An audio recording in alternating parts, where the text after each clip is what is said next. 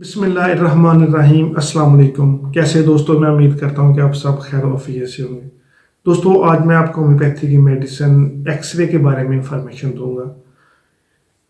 इस मेडिसिन को हम दोस्तों किस डिजीज़ में इस्तेमाल कर सकते हैं और इसका मोड ऑफ एक्शन क्या है, ये कैसे ऐसे हमारे जिस्म पे असर करती है और इसे हम कौन कौन सी डिजीज़ में इस्तेमाल कर सकते हैं और उस डिजीज़ से रिलेटेड हमारे जिस्म में कौन कौन सी कॉम्प्लिकेशन साइन और सिम्टम महसूस होते हैं, तो दोस्तों हम इस मेडिसिन का भी इस्तेमाल कर सकते हैं।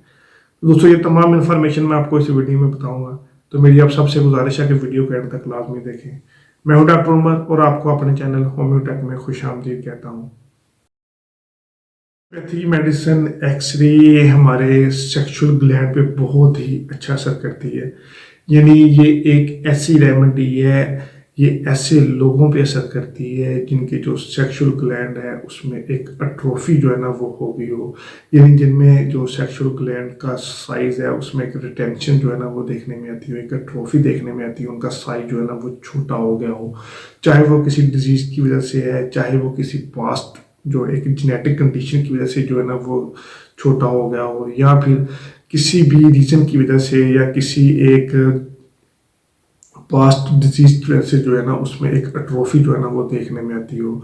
तो ऐसे केस में भी ये मेडिसिन बहुत ही अच्छा वर्क करती है। और दोस्तों, उसके साथ साथ ये मेडिसिन बहुत ही अच्छा असर करती है हमारे लिम्फेडेनोपैथी के केस में और बोन मैरो की डिफॉर्मेटिव जो है ना रिजनरेशन जो है ना वो हो रही हो, तो ऐसे केस में ये मेडिसिन जो है ना बहुत ही अच्छा वर्क करती है। यानी ये ऐसी रेमेडी है जो कैंसर से प्रिवेंटिव के तौर पे भी हम इस मेडिसिन को इस्तेमाल कर सकते हैं, और कैंसर में अगर किसी को बोन मैरो में एक डिजनरेशन जो है ना वो देखने में आती हो और पेशेंट की स्किन के ऊपर डिफरेंट किस्म के जो एक ग्लैंड उसमें स्वेलिंग देखने में आती हो, एक लिम्फेडेनोपैथी का इशू जो है ना वो देखने में आता हो, तो ऐसे केस में ये मेडिसिन बहुत ही अच्छा वर्क करती है। और उसके साथ साथ अगर किसी पेशेंट के या अगर किसी के जिनको पास हिस्ट्री की वजह से या जेनेटिकली जिनके जो ग्लैंड है, सेक्सुअल ग्लैंड है, उनका साइज जो है ना बहुत छोटा हो गया हो, उसमें एक ट्रॉफी देखने में आती हो और उनकी जो वर्किंग है उसमें डिफिशिएंसी जो है ना वो देखने में आती हो, तो ऐसे केस में दोस्तों ये मेडिसिन बहुत ही अच्छा वर्क करती है। तो दोस्तों, सबसे पहले हम देखते हैं जिसमें मुख्तलिफ फ़ज़ा पे इस मेडिसिन को कौन कौन से साइन और सिम्टम देखने में आते हैं जिस मेडिसिन को हम इस्तेमाल कर सकते हैं, और इसके साथ मैं आपको बताऊंगा इसे हम कौन सी डिजीज़ में इस्तेमाल कर सकते हैं, तो ये बहुत ही अच्छे रिजल्ट देती है। तो दोस्तों, ये बहुत ही एक एंटी मियाज़मेटिक मेडिसिन है, यानी ये एक ऐसी मेडिसिन है जो कि अगर किसी को एक बहुत ही क्रोनिक कंडीशन है और उसको मेडिसिन इस्तेमाल की है और वो उस क्रोनिक कंडीशन जो है ना वो सप्रेस्ड हो गई है, और उस सप्रेस्ड कंडीशन की वजह से जो पेशेंट है उसको डिफरेंट किस्म की डिजीज़ का इशू जो है ना वो देखने में आता है। यानी ऐसे पेशेंट जिनको जिल्द के ऊपर जो है ना एक सोराइसिस का इशू देखने में आता हो, एक सिफिलिस का इशू जो है ना वो देखने में आता हो, एक जीमा का इशू जो है ना वो देखने में आता हो, एक गैंग्रीन का इशू जो है ना वो देखने में आता हो, तो ऐसे केस में उसने मेडिसिन इस्तेमाल की है और वो जो डिजीज़ है उस वो दब गई है और उसके दबने की वजह से जो है ना सप्रेस्ड होने की वजह से पेशेंट को एक एलोपेशिया का जो है ना वो सिम्टम देखने में आता है, यानी उसके जो सर के बाल हैं वो गिर रहे हो, या ऐसे केस में मेडिसिन बहुत ही अच्छा वर्क करती है। या ऐसी एक कंडीशन होती है जिसमें जो पेशेंट होता है उसको बहुत ही ज़्यादा जो है ना एक रेडिएशन का एक्सपोजर जो है ना वो देखने में आता हो, यानी उसको एक कैंसर की कंडीशन हो और कैंसर की कंडीशन में उसने जो है ना एक कीमो लगवाई हो या रेडिएशन जो है उसका जो है ना वो तजर्बा किया हो, या उसके हमारे उसके जिस्म पे जो है ना एक उसके इस डिजीज़ का ट्रीटमेंट हुआ हो, तो उसकी वजह से पेशेंट को जो है ना बहुत ही ज़्यादा जो है ना एक डिफॉर्मेटिव जो है ना जिसम में उसमें एक वीकनेस जो है ना वो देखने में आती हो, तो ऐसे केस में भी ये मेडिसिन जो है ना बहुत ही अच्छा वर्क करती है। और दोस्तों, ख़ास तौर पे ये ऐसे लोगों के लिए बहुत ही अहम मेडिसिन है जो कि एक लंबे अरसे से जिनको बार बार डिजीज़ में जो है ना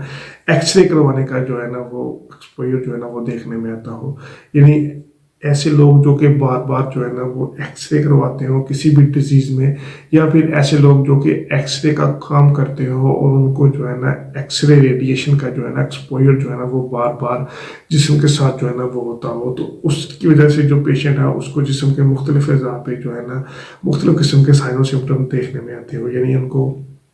अक्सर बात उनके जो सर के बाल है वो गिरना स्टार्ट हो जाएंगे, या फिर किसी को सर पे शदीद किस्म का एक कान के पीछे जो है ना एक हेड का सिम्टम जो है ना वो देखने में आएगा, पेन का सिम्टम देखने में आता है। या फिर किसी पेशेंट को जो है ना वो सर्वाइकल वाले रीजन पे जब भी पेशेंट जो है ना वो तकिए से उठता है तो उसको सर वाला रीजन जो है ना बहुत ही ज़्यादा शदीद भारी जो पाना उसको एक सर पे वो देखने में आता है, और चेहरा जो है ना वो मुरझाया हुआ दिखाई देता है, मुंह में जो है ना एक ड्राइनेस और जो जुबान है उसमें एक ड्राइनेस जो है ना वो देखने में आती है, और नोजिया का सिम्टम जो है ना वो देखने में आता हो। तो ये मुख्तलिफ किस्म के सिम्टम हैं जो पेशेंट को आफ्टर रेडिएशन एक्सपोजर में या फिर आफ्टर एक्सरे के एक्सपोजर में जो है ना वो देखने में आते हैं। तो ये ऐसे केस में ये मेडिसिन बहुत ही अच्छा मदद करती है। किसी को इस तरह का डिजीज़ हो तो उसकी जो पेशेंट की एपिटाइट है वो बहुत ही ज़्यादा जो है ना वो कम हो गई हो, उसकी जो एपिटाइट है वो बहुत ही शार्ट रह गई हो, और पेशेंट थोड़ा सा भी खाना खाएगा उसको जो है ना वो जल्दी से जो है ना वो दोबारा भूख लग जाएगी, और पेशेंट की भूख जो है ना वो बिल्कुल ख़त्म हो जाएगी, उसको मीन्स कि उसकी जो एपिटाइट है वो बिल्कुल ख़त्म हो जाएगी, थोड़ी सी एपिटाइट जो है ना वो रह जाएगी। और उसके साथ पेशेंट को ऐसे केस में भी ये मेडिसिन बहुत ही अच्छा बना करती है जिसमें जो जिल्द के ऊपर जो है ना वाट्स जो है ना वो नमूदार हों, या फिर किसी को जिल्द के ऊपर जो है ना मुख्तलिफ किस्म के गैंग्लियन सिस्ट जो है ना वो नमूदार हो, और पेशेंट उसको लंबे अरसे से इस डिजीज़ का इशू हो और पेशेंट ने मेडिसिन इस्तेमाल की हो और वो सप्रेस्ड हो गई हो, और उसकी वजह से पेशेंट को जो है ना जिस्म में थकावट और उसके साथ पेशेंट को जिस्म में एक इन्फर्ट जो है ना बहुत ही वीकनेस जो है ना वो देखने में आती हो, तो ऐसे केस में भी ये मेडिसिन जो है ना बहुत ही अच्छा वर्क करती है। देखें तो ये मेडिसिन कैंसर के केस में भी ये मेडिसिन जो है ना बहुत ही अच्छा वर्क करती है। ये कैंसर के केस में इस मेडिसिन को हम रेडियम ब्रोम के साथ जो है ना वो इस्तेमाल करें तो ये बहुत ही अच्छे रिजल्ट जो है ना वो देती है। यानी अगर किसी को कैंसर के बाद मुख्तलिफ किस्म की जो है ना एक कंडीशन जो है ना वो देखने में आती हो, यानी जिस्म के मुख्तलिफ अज़ा में एक दर्दों का सिम्टम जो है ना वो देखने में आता हो, यानी नसों में कमज़ोरी की वजह से पेशेंट को जो है ना एक वेरिकोज वेन का इशू जो है ना वो देखने में आता हो, और वेरिकोज वेन की वजह से जो है ना पेशेंट के जो भी ब्लड का फ्लो है वो बहुत ही ज़्यादा जो है ना वो नीचे की तरफ हो, ऊपर की तरफ नहीं होता, उसकी वजह से पेशेंट को एक कॉन्स्टिपेशन का इशू जो है ना वो देखने में आता हो। तो ऐसे केस में भी ये मेडिसिन बहुत अच्छा वर्क करती है। और उसके साथ दोस्तों अगर किसी के जिल्द के ऊपर जो है ना वो गैंग्लियन हो, वार्ट्स हो, एक सिस्ट जो है ना वो नमूदार हो गई हो, और पेशेंट को जो इची स्किन जो है ना वो देखने में आती हो, सोराइसिस का इशू देखने में आता हो, गैंग्रीन हो, एक्जिमा हो, सोराइसिस हो, तो दोस्तों ये जिल्द के केस में चाहे तो वो एक डिफॉर्मेशन जो है ना जिल्द के ऊपर जो है ना वो देखने में आती हो, या फिर अगर किसी को अल्सर का जो है ना वो इशू देखने में आता हो, जो एक हेमरेजिंग कंडीशन जो है ना वो देखने में आती हो, चाहे तो वो गैंग्रीन जो है ना वो अल्सर जो है ना वो अंदर हो या जिल्द के ऊपर हो, तो ये बहुत ही एक मियाज़मेटिक मेडिसिन है। ये अगर किसी को एक क्रोनिक डिजीज़ का इशू देखने में आता हो, चाहे तो वो एक्यूट हो या फिर क्रोनिक हो, तो ये बहुत ही अच्छा वर्क करती है, चाहे तो वो जिल्द के ऊपर हो या फिर जिल्द के अंदर हो, या फिर अगर किसी को किसी पास्ट जेनेटिक कंडीशन की वजह से ऐसा देखने में आता हो, या फिर किसी को पास्ट जो एक डिजीज़ है उसको सप्रेस्ड किया हो, तो उस कंडीशन में जो पेशेंट को जो मुख्तलिफ किस्म की जो है ना डिजीज़ का इशू देखने में आता हो, चाहे तो वो एक कार्बन जो जिल्द के ऊपर एक कार्बनकल जो है ना वो देखने में आती हो, गैंग्लियोसिस्ट का इशू देखने में आता हो, एक लाइपोमा का इशू देखने में आता हो, या फिर अगर किसी पेशेंट को सोराइसिस का इशू देखने में आता हो, इची स्किन का इशू जो है ना वो देखने में आता हो, तो ऐसे तमाम केसेस में ये मेडिसिन बहुत ही अच्छा वर्क करती है। और उसके साथ दोस्तों अगर हम देखें तो ये मेडिसिन डेफनेस के केस में भी ये मेडिसिन बहुत ही अच्छा वर्क करती है। यानी ऐसे बच्चे जिनको कानों से जो है ना वो कम सुनाई देता हो और उनको एक पैदाइशी डेफनेस का इशू जो है ना वो देखने में आता हो, तो ऐसे केस में भी ये मेडिसिन बहुत अच्छा वर्क करती है। और उसके साथ दोस्तों ये ओलिगोयूरिया की बहुत ही अहम मेडिसिन है। यानी ये ऐसे केस में ये मेडिसिन बहुत ही अच्छा वर्क करती है जब स्पर्म का काउंट जो है ना वो बिल्कुल ही ना हो, यानी पेशेंट के जो टेस्टिकल्स हैं उसमें एक एट्रोफी जो है ना वो देखने में आती हो, उसमें बहुत ही कम मकदार जो है ना वो ओलिगोरिया जो वो स्पर्म का काउंट बिल्कुल निल हो, तो ऐसे केस में ये स्पर्म काउंट को इम्प्रूव करने के लिए ये मेडिसिन बहुत ही अच्छा वर्क करती है। यानी ऐसे पेशेंट जिनको टेस्टिकल्स का साइज जो है ना वो कम हो गया हो और उसकी वजह से जो पेशेंट है उसको स्पर्म का लेवल जो है ना वो